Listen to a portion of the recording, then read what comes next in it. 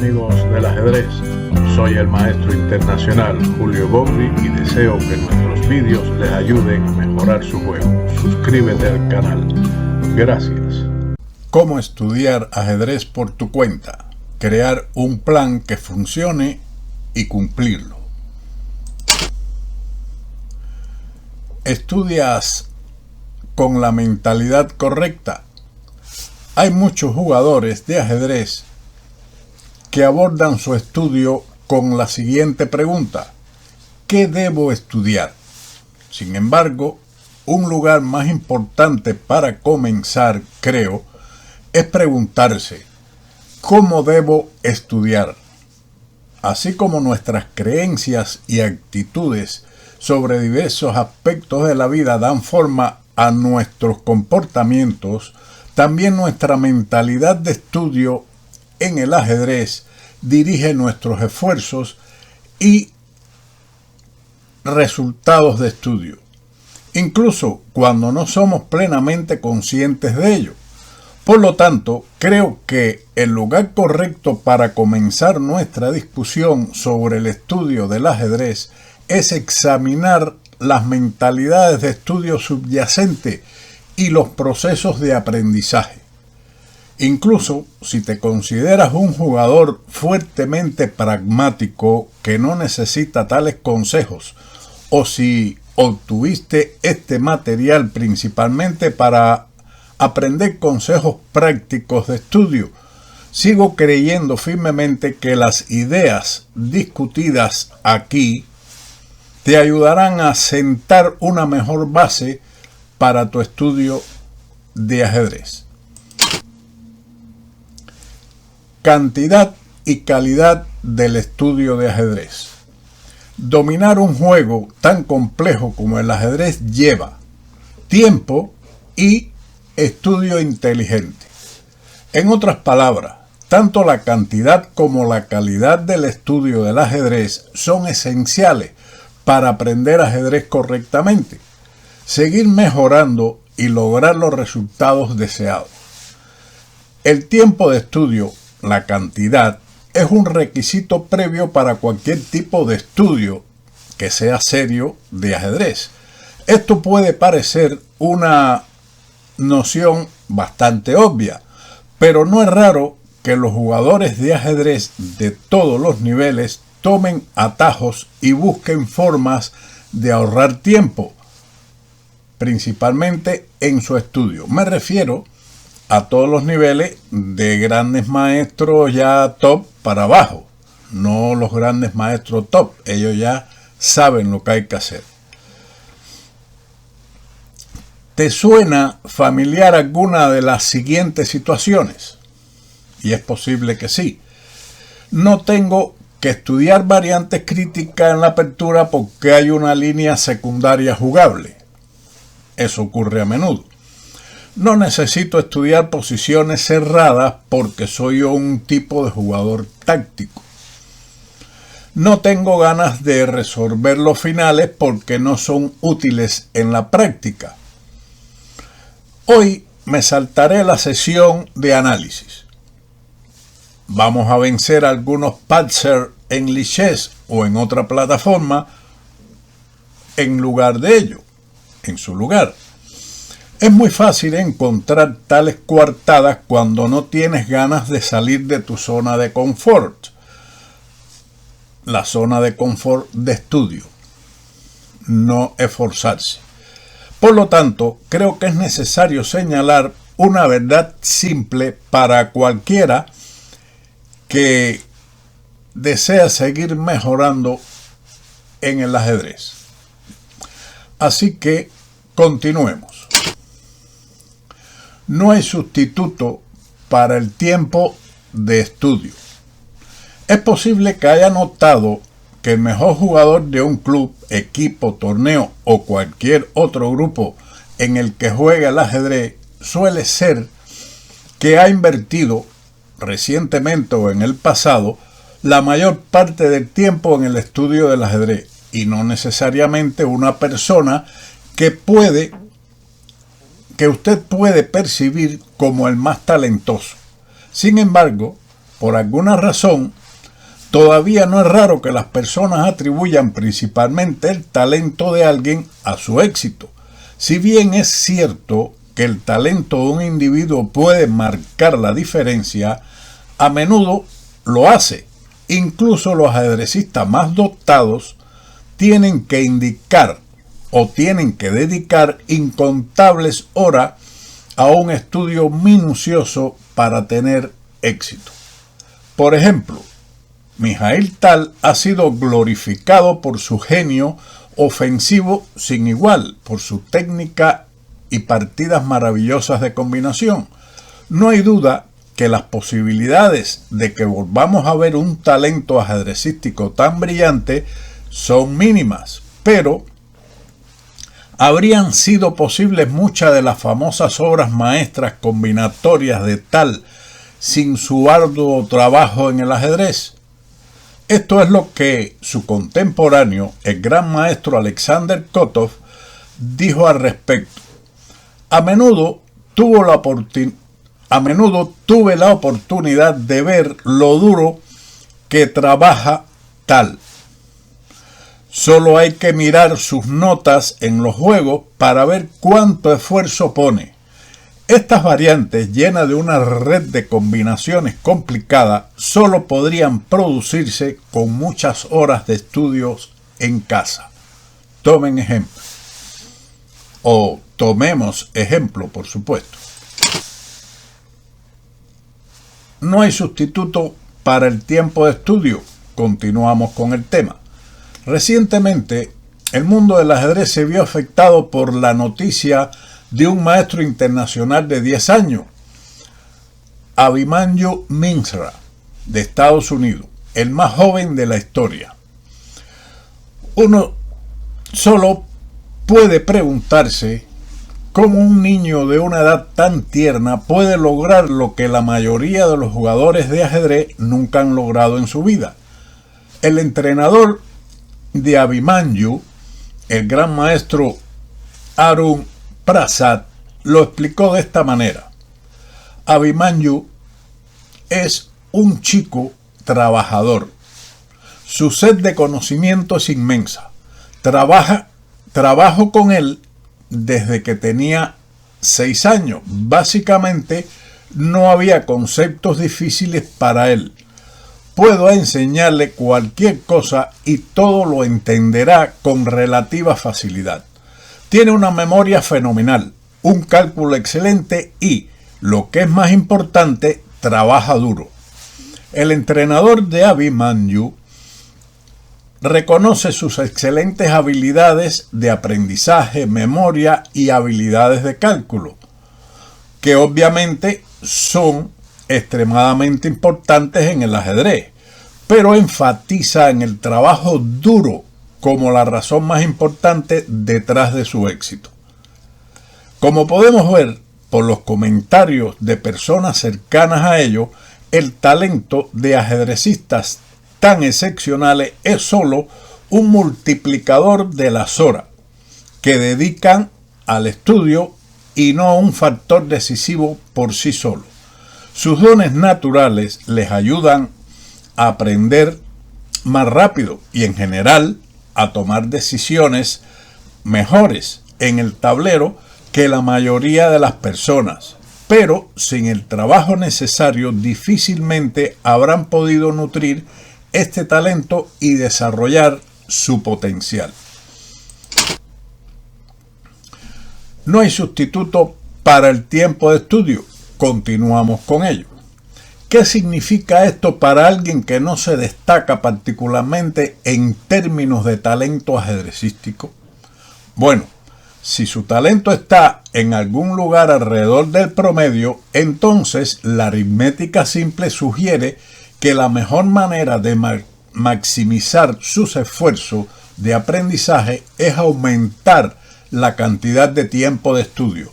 La capacidad de trabajar duro es algo que cualquier persona con suficiente tiempo de estudio disponible y pasión por el juego puede desarrollar. Tomemos el ejemplo del gran maestro Jonathan Hawkins. Su camino hacia el título más alto de ajedrez no fue el típico. En 2001, a la edad de 18 años, era solo un jugador de club promedio con alrededor de 1800 de elo. ¿Considerarías a alguien así como un candidato realista para un título de gran maestro? Probablemente no, porque la mayoría de las personas que se convierten en grandes maestros muestran un talento al principio de sus carreras que les permite progresar rápidamente y convertirse al menos en jugador fuerte de nivel maestro a esa edad. Bueno, Jonathan es un excelente ejemplo de que uno puede convertirse en gran maestro incluso con un comienzo tan humilde, porque gradualmente eliminó barrera tras barrera para convertirse en gran maestro en el año 2014 a la edad de 31 años.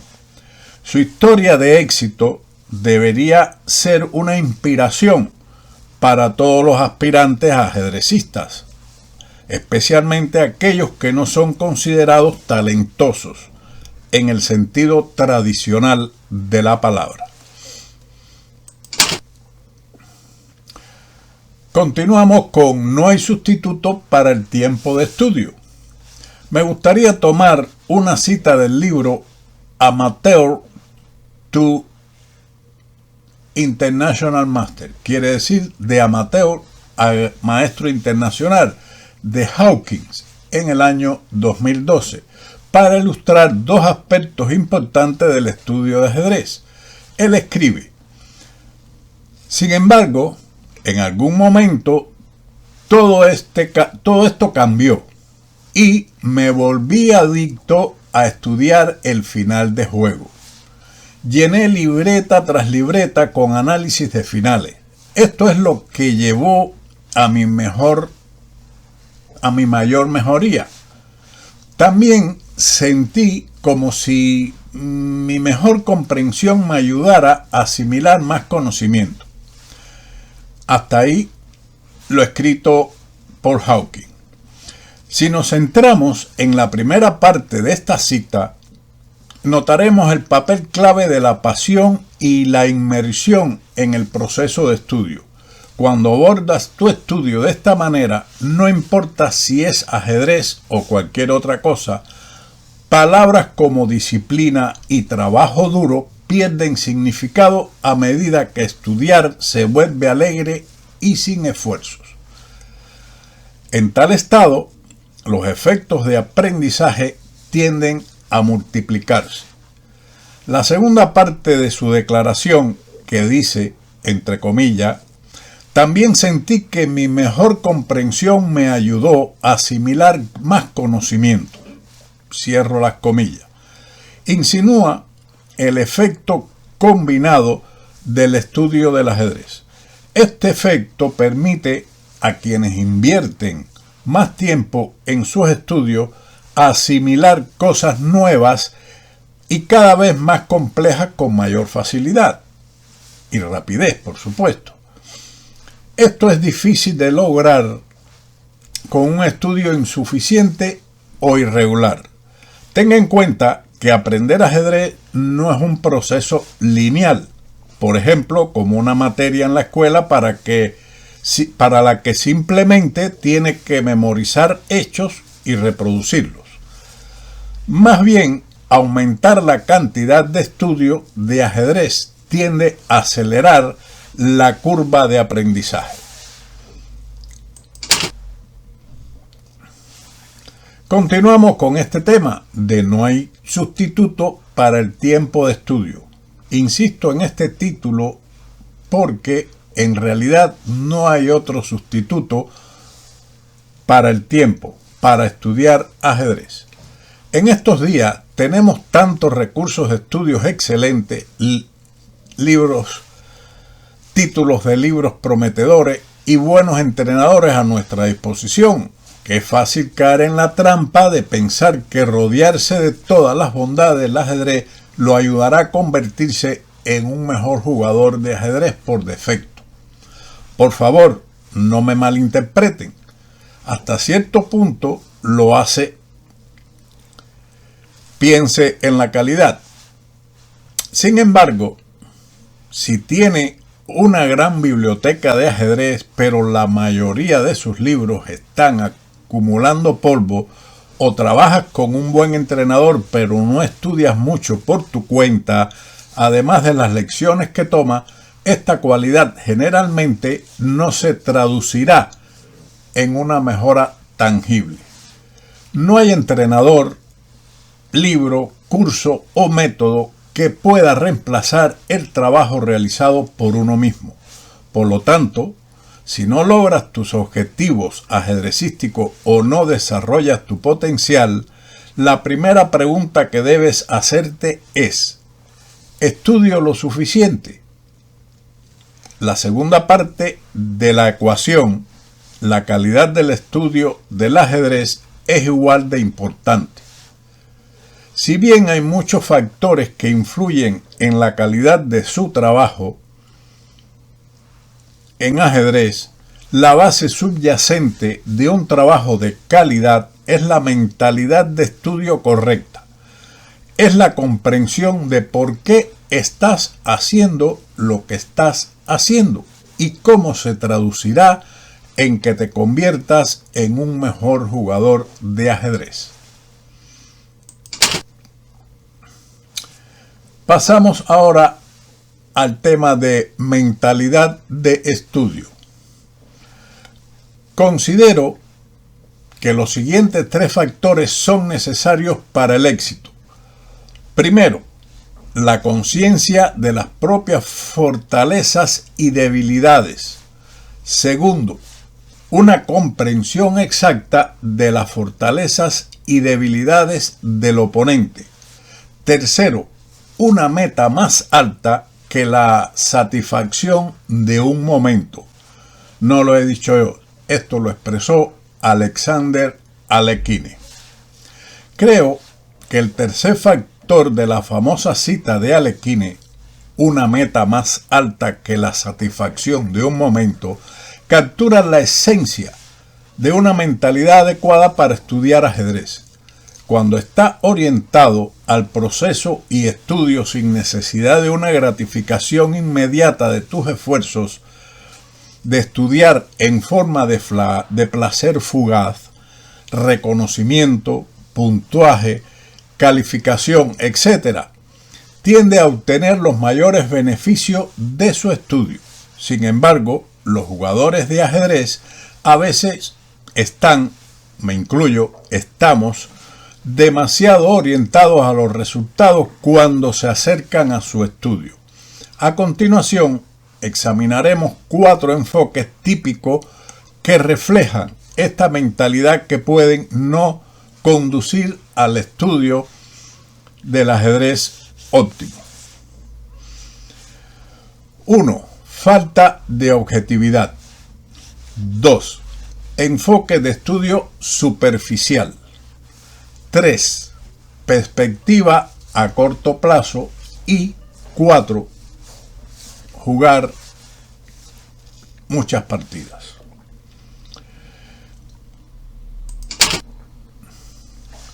Vamos a ver este primer aspecto, falta de objetividad. Después, en próximos vídeos, en próximos trabajos, continuaremos los otros elementos, puesto que este tema es bastante amplio y digno de estudiar. Permítanme tirar mi diplomacia por la basura por un momento y ser lo más franco posible. Para muchas personas, estudiar ajedrez es demasiado para ellos mismos. En sus esfuerzos por obtener mejores resultados prácticos se centran en sus propios juegos, sus propios grandes movimientos e ideas. ¿Cómo evalúan las posiciones y qué tipo de posiciones prefieren? Esto a menudo viene con un alto uso de yo y mí cuando hablan de ajedrez. Por el contrario, un jugador más objetivo diría: tal vez las blancas deberían jugar en lugar yo jugaría, o la posición de las negras es probablemente mejor, en lugar de estoy claramente mejor. La falta de objetividad es un defecto grave en la mentalidad de un ajedrecista al que le gustaría alcanzar nuevas alturas en el ajedrez. Por supuesto, todo el mundo debería ser un poco egoísta cuando se trata de mejorar en el ajedrez. Es natural que nos centremos en nuestras propias necesidades y deseos de ajedrez y no preocuparnos y nos preocupemos menos por los de los demás. Sin embargo, esta búsqueda de superación personal no debe interferir con un deseo desinteresado de aprender el secreto del ajedrez. Estoy hablando aquí de un deseo de analizar un juego interesante o una posición que no entiendes sin preocuparte si te ayudará a mejorar o será una pérdida de tiempo. Estudiar una apertura que no juegas, solo por curiosidad sobre sus estructuras de peones. Ir a un torneo con el objetivo genuino de jugar juegos interesantes y no ganar puntos de clasificación o ganar por premio. En las palabras del ex campeón del mundo, Tigran Petrosyan, dice: una tendencia notable en el ajedrez moderno es el predominio del elemento deportivo sobre el creativo. Que hoy en día sea más importante el resultado de nuestra desgracia. Una desgracia que el público aplaude indiscriminadamente. Los maestros de las generaciones anteriores también querían ganar, pero no solo pensaban en cómo ganar un juego, sino en cómo ganarlo dignamente. Cuando uno desarrolla una mentalidad de la que habla el gran campeón Petrosyan, eso coloca al ajedrez en el rol principal y yo en el secundario. Uno puede lograr la objetividad que conduce al tipo de aprendizaje de ajedrez más profundo y productivo. ¿Cómo se desarrolla esta mentalidad objetiva? Hablaremos más sobre esto también más adelante. Pero para empezar, me gustaría compartir dos prácticas de estudio simples y efectivas que han ayudado a pensar de manera más objetiva. La primera práctica es analizar juegos interesantes por su cuenta, por ti mismo, sin límites de tiempo ni objetivos particulares en mente. Un ex entrenador, el difunto maestro internacional Vladimir Bukal, enseñó una técnica simple para hacer esto desde el principio. Aquí es como va este tema. Eliges un juego, una partida cualquiera que te ha llamado la atención y empiezas tratando de memorizarlo desde el primero hasta el último movimiento. Esto claramente en un tablero físico de madera, no en el ordenador, que también pudiera surtir efectos, pero sería mejor en un tablero común y corriente. La forma preferida de memorizar es hacer los movimientos en el tablero porque la llamada memoria muscular te ayuda a conectar mejor las secuencias lógicas y forzadas del juego. Puede que le lleve varias veces pasar por el juego de esta manera hasta que se acumule en su mente una historia del juego y finalmente pueda reproducir toda la partida sin ver la hoja, la planilla, el libro que está estudiando. Y puede dejarla al lado, donde está la partida. Y comenzar a analizar el juego sin ayudas. Dado que no has jugado la partida tú mismo, es más fácil adoptar un enfoque daltónico, sin colores, así, viéndolo desde otro punto de vista para el análisis, y trata de averiguar por qué ambos jugadores jugaron sus movimientos y cómo resolvieron los problemas que enfrentaban durante un juego. Un ejemplo que puede hacerle comprender esto es la siguiente partida que expongo en el próximo vídeo.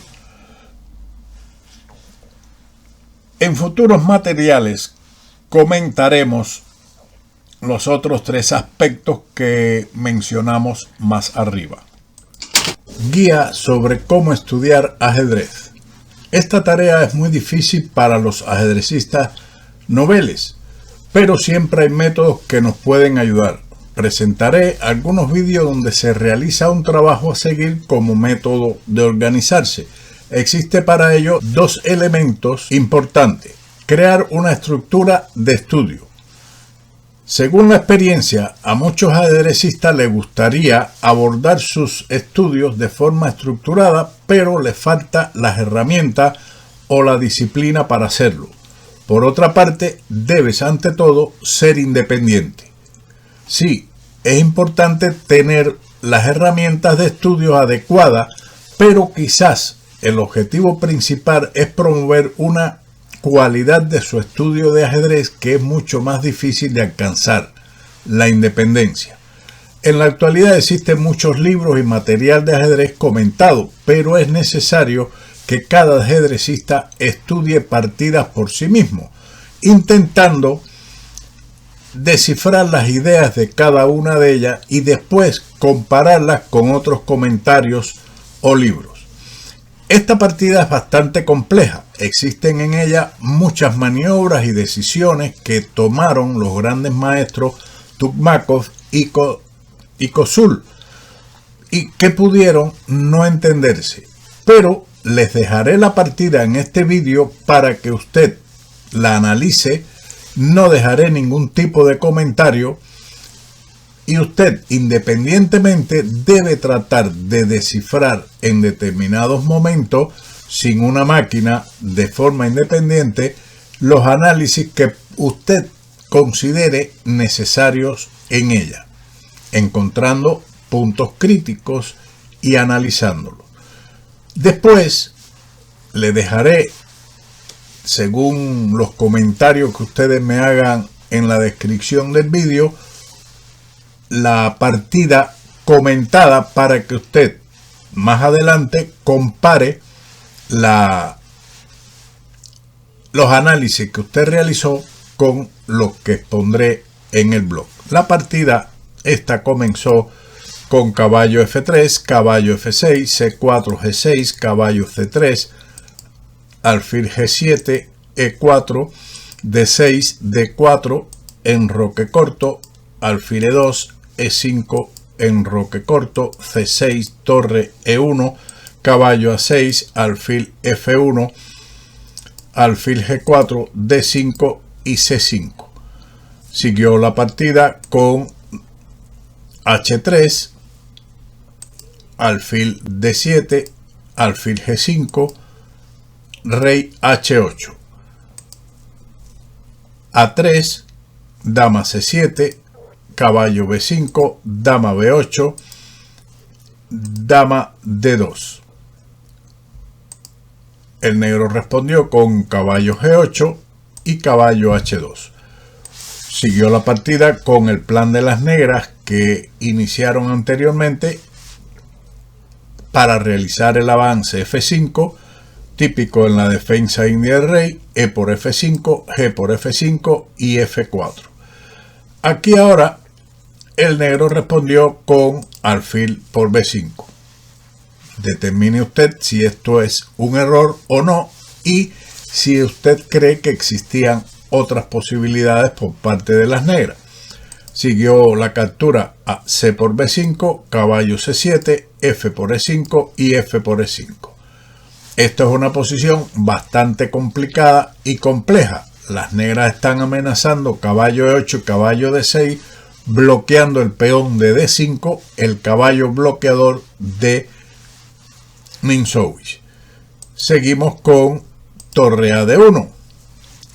Una jugada muy fuerte que impide la maniobra de las negras. Quien jugó ahora E4. Usted aquí puede determinar por qué no se hizo caballo E8. Pero eso es trabajo independiente. Alfil C4 y ahora A6. Un error. Las negras tenían otras posibilidades mejores que usted debe analizar y encontrar. El blanco respondió con otro error, devolviendo el descuido. También las blancas aquí tenían otras posibilidades mejores, o al menos una que era muy buena. A por B5, A por B5, caballo E8. Siguió ahora alfil F4 y las negras establecieron el bloqueo con caballo D6. Continuó dama F2, dama C7 y caballo F1, dama B6. Y ahora respondieron las blancas con caballo E3, caballo E7, alfil F1. Aquí observen que no estoy explicando nada ni análisis, nada, para que usted trate de exponer sus criterios conceptuales de una forma independiente. No importa si es poco o es mucho, compárelo después. Continuamos con caballo de E a C8, rey H1, torre A4. A ello fue respondido con B3, torre D4, dama G3, dama D8. Ahora torre C1. Descubra el por qué se hace torre C1 y después de B6 la torre va a 1 directamente. Dama D7, torre A8. Ya en este momento la posición de las blancas es prácticamente ganadora. Caballo F7, caballo C4, torre G8, torre B8, atacando B6, dama por D5, un error que ahora fue respondido con torre por C8, torre por C8, caballo por B6, y el resto fue cuestión de técnica para Tukmakov. El negro respondió dama D8, caballo por C8, dama por C8, alfil C4, dama D7, B6, caballo D6, torre A1, dama E8, torre A7, torre D1 jaque, rey H2, alfil F6, B7, alfil D4 y dama G5. En este momento las negras abandonaron. Después que usted haya realizado sus análisis, sus comentarios, dentro de 2 o 3 días pondré en la descripción del vídeo o en el comentario, en uno de los comentarios del vídeo, el enlace del blog para que usted encuentre esta partida comentada y analizada en detalles. Espero que este método independiente de trabajo le sea útil. Así que continuamos con la segunda parte del vídeo que incluye el PowerPoint. Una vez que hayas estudiado el vídeo anterior, te expongo que es un ejemplo de cómo debe hacerse, o por lo menos acercarse lo más posible a ello, no tal y como mencionamos en el vídeo, pero es una idea. Una vez que hayas estudiado el vídeo anterior, te expongo que otra práctica de desarrollo de objetividad que es particularmente conveniente en estos días es jugar y analizar partidas de torneos en vivo en transmisión en directo.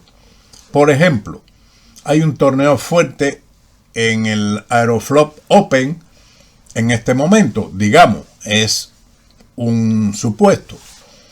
Vas a un sitio web con transmisión en vivo de los juegos que aparecen muchas veces en las páginas de ajedrez. En primer lugar, apaga los comentarios en vivo, el motor en vivo y el chat. Estos distraen mucho cuando quieres pensar por tu cuenta. Luego, vas a un juego, de un juego a otro y los analiza. Perdón. No necesariamente con una estructura predeterminada. En algunos juegos quieres encontrar el mejor movimiento. En otro puedes marcar solo la apertura. Tal vez también hubo algún final interesante en la ronda anterior que te habías perdido, o una posición complicada que vale la pena calcular más de cerca. Y antes de que te des cuenta, es posible que hayan pasado 1 hora o 2 mientras te sumerges en este análisis pausado, pero bastante centrado. No importa si eres bueno o malo en estas prácticas. Por cierto, tiendes a mejorar con el tiempo. El punto es que te pones tú como jugador de ajedrez en la posición de observador, porque no hay una meta particular que estés tratando de lograr por ti mismo, excepto simplemente mirar el ajedrez. Una vez que desarrolles tales hábitos, habrás dado un gran salto hacia una mentalidad de estudio más objetiva. Hasta aquí nuestro trabajo sobre este primer aspecto del ajedrez, que continuaremos próximamente. Espero que sea de su utilidad y le sirva para entender que el estudio y la dedicación dura al ajedrez es lo que más le ayudará a progresar en su juego y disfrutar más este hermoso ajedrez. Hasta entonces, chao.